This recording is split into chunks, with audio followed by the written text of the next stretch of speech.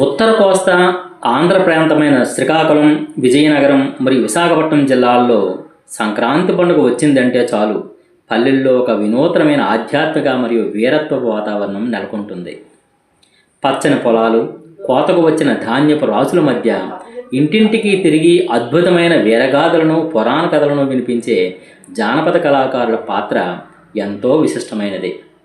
వీరినే మనం దాసరులు అని పిలుస్తుంటాం. వీరు కేవలం కథలు చెప్పేవారు మాత్రమే కాదు, తరతరాల చరిత్రను, సంస్కృతిని తమ గొంతులో దాచుకున్న సజీవ సాక్ష్యాలు. ఉత్తర కోస్తా ప్రాంతంలో వీరు ప్రధానంగా వైష్ణవ సాంప్రదాయానికి చెందిన సంచార కళాకారులుగా గుర్తింపు పొందారు. వీరు పూర్వీకులు వైష్ణవత ప్రచారంలో భాగంగా ఈ ప్రాంతమంతా తిరుగుతూ భక్తిని, నీతిని ప్రబోధించేవారు. కాలక్రమేణా ఈ ప్రబోధం జానపద కథల రూపంలోకి మారి ప్రజలకు వినోదాన్ని మరియు విజ్ఞానాన్ని అందించే ఒక కళారూపంగా స్థిరపడింది. దాసరి అనే పదం దాస అనే సంస్కృత పదం నుండి ఉద్భవించింది. దీని అర్థం భగవంతుని సేవకుడు అని అర్థం.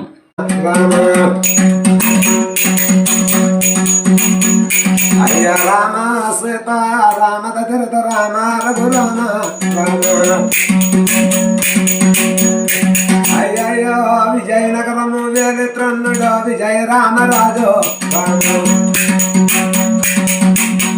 అయ్యో పొబ్బేలు కోట వేలిత్రన్నుడో ప్రభో రంగరావు అది రంగారావు ఎంగల రావారన్న తమ్ములండి అయ్యో రామ రామ శ్రీరామ రగ్గవ రామ రఘురామ ఆడు రంగారావుకు సరదా పుట్టి పిటి కోట పెంచి అయ్యో పిటి కోట తానా సమానం ఇంకేమి చెప్పనండి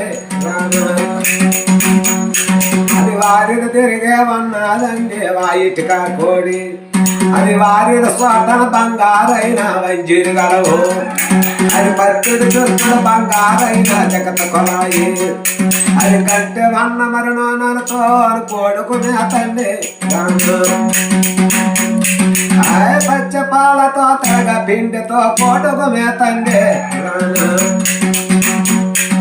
అయ్య రంగారావుకు సరదా పుట్టి పిట్టి కోడి నుంచి అయితే విజయరామరావు సరదా పుట్టి పిస్తున్నాడంటే రామరాజుకి సరదా పుట్టి పువ్వుల కోడి పెంచి అయ్యో పువ్వుల కోడి తామసమానం ఇంకేమి చెప్పనండి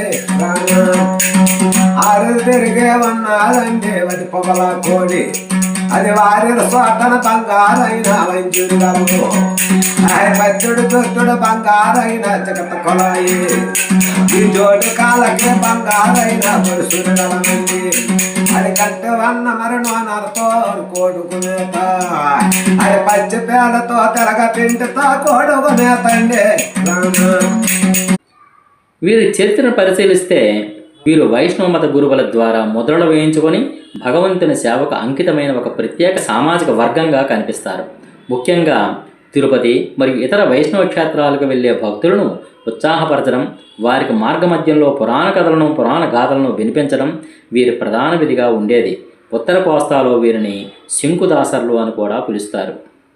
ఉత్తర కోస్తా ప్రాంతంలో దాసర కళాకారులు అనేక ఉపసమూహాలుగా విడిపోయి ఉన్నారు. వీరిలో ప్రతి వర్గానికి ఒక ప్రత్యేకమైన కథన శైలి మరియు వృత్తిపరమైన బాధ్యతలు కూడా ఉన్నాయి. రామదాసర్లు, కొమ్మదాసర్లు, డిప్పదాసర్లు గురించి లోతైన విశ్లేషణ ఇక్కడ అవసరం మనకి. వీరంతా ఒకే సామాజిక మూలాలు కలిగి ఉన్నప్పటికీ వారు చెప్పే కథలు మరియు వారు ఉపయోగించే వాయిద్యాల ఆధారంగా వీరిని వేరు చేయవచ్చు. వీరిలో వైవిధ్యం ఉన్నప్పటికీ వీరందరినీ కలిపేది మటుకి తంబుర, వాళ్ళ చేతిలో ఉండేటటువంటి ఒక వాయిద్య పరికరం, మరియు శంఖం. వీరి ప్రదర్శనలో ప్రధాన కథకుడు ఒకరు ఉంటే అతనికి వంత పాడేవారు ఇద్దరు ఉంటారు. ఈ ముగ్గురు కలయికతో కథనం ఎంతో ఉత్కంఠభరితంగా సాగుతూ ఉంటుంది. చారిత్రక నేపథ్యం మరియు ఉత్తర కోస్తా ప్రాంత అస్తిత్వం గురించి. ఉత్తర కోస్తా ఆంధ్ర, ముఖ్యంగా శ్రీకాకుళం ప్రాంతం ప్రాచీన కళింగ సామ్రాజ్యానికి కేంద్ర బిందువు. ఈ ప్రాంతానికి గొప్ప చారిత్రక మరియు సాంస్కృతిక నేపథ్యం ఉంది. దాసర కళాకారులు ఈ చరిత్రను కథల రూపంలో భద్రపరిచారు. ఉదాహరణకు విజయనగరం మరియు దాని చుట్టూ అల్లుకున్న కథలు వీరి ప్రదర్శనలో ప్రధాన భాగం. దాసర కళాకారుల మూలాల గురించి ఒక కథనం ప్రకారము ఒక ధనవంతుడైన శూద్రుడు తనకు సంతానం లేకపోవడంతో భగవంతుడికి ఒక మొక్కుకున్నాడని, సంతానం కలిగితే ఒక కుమారుడిని దేవుడి సేవకు అంకితం చేస్తానని అన్నాడని, అలా ప్రారంభమైన వంశమే దాసర కులమని జానపద గ్రంథాలు చెబుతున్నాయి. వీరిని వివిధ సామాజిక వర్గాల నుండి అంటే కాపు, బలిజ, కురువ మరి అనేక కులాల నుండి వైష్ణవ మతం స్వీకరించిన వారు కూడా ఈ దాసర సమాజంలో చేరారు.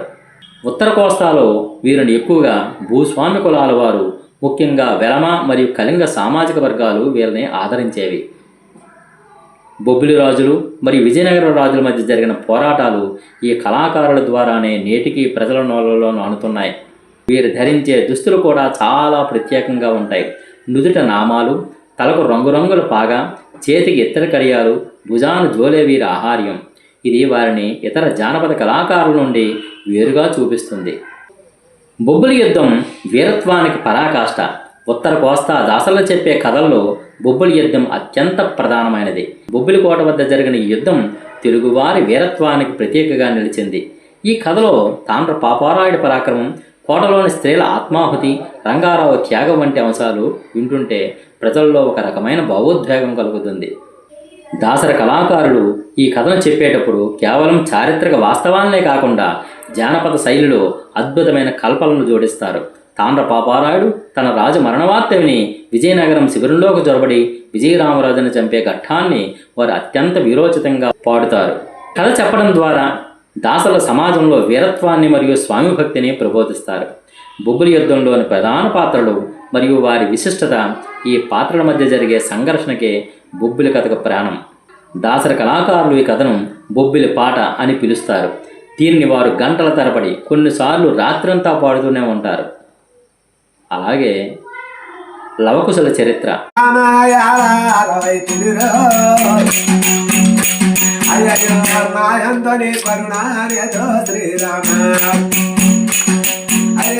సతిరేని బతకాలే సంసారానికో